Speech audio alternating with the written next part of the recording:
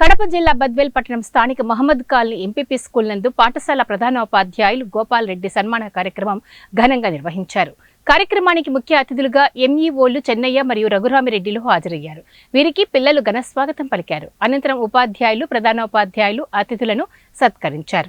అనంతరం విద్యార్థులకు ఉపాధ్యాయులు బి విజయమ్మ బహుమతులను పంచిపెట్టారు.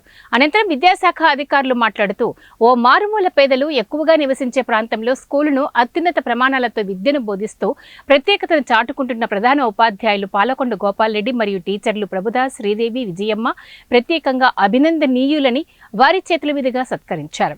విద్యాభ్యాసం పూర్తి చేసుకుని హైస్కూల్ వెళ్తున్న బాలబాలికలను ఉద్దేశించి వక్తలు ప్రసంగించారు. కార్యక్రమంలో పాఠశాల చైర్మన్ కాజా రమ్తుల్లా, విద్యార్థుల తల్లిదండ్రులు భారీ సంఖ్యలో హాజరై కార్యక్రమంలో పాల్గొన్నారు.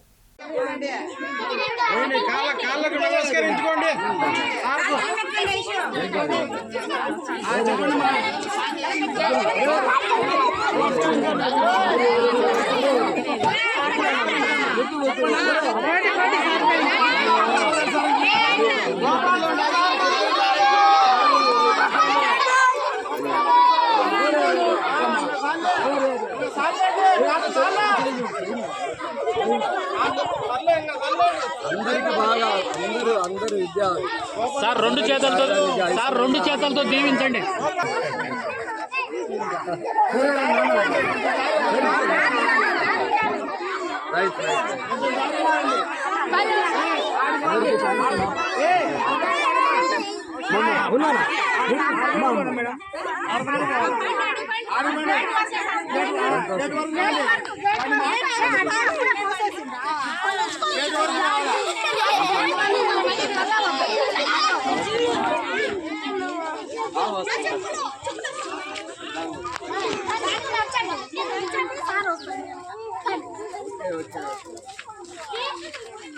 విలేకరుల మిత్రులకు అందరికీ నమస్కారాలు.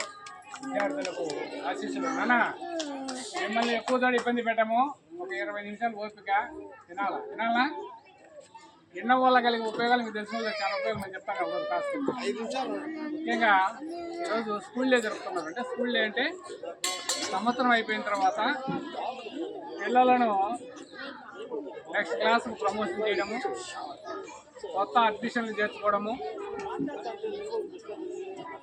అదేవిధంగా ఎండాకాలం కాదు చేయలేరేమో కొన్ని పిల్లలు కూడా కల్చరల్ యాక్టివిటీస్ ఏమైనా నేర్చుకున్నారా? డ్యాన్స్ ఒకటి ఏం లేదు కదా, సాంగ్స్ అంటే మనకు టైం లేదు. మామూలుగా సాయంత్రం వరకు పిల్లలు ఉత్సాహపరిచి నెక్స్ట్ సంవత్సరానికి వాళ్ళు ఏ విధంగా ఉండాలా, స్కూల్కి రావడం చేయడం, కొత్త అడ్మిషన్స్ అన్ని కూడా చేసుకోవాలి. సార్ అన్నీ చెప్పారు. ఈ స్కూల్ గురించి చెప్తే ఫస్ట్ 3 టీచర్లు ఉన్నారు ఇక్కడ. ఏమ్మా మీ అందరికి తెలుసు కదా,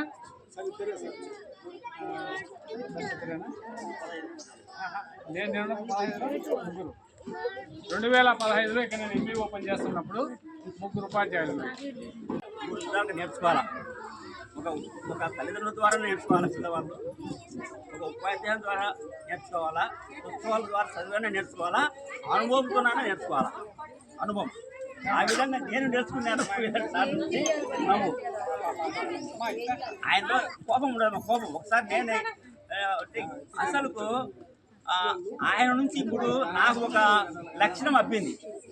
అంటే కోపం ఉండకూడదు మనిషికి, ఎప్పుడు స్మైల్గా ఉండాలా. అది ఇందాక సాయంత్రం కూడా చెప్పిన ఈ నుంచి చేస్తుంది ఒకరిసారి నేను. కాబట్టి మరి సారు యొక్క పదవి కాలము అయిపోయింది.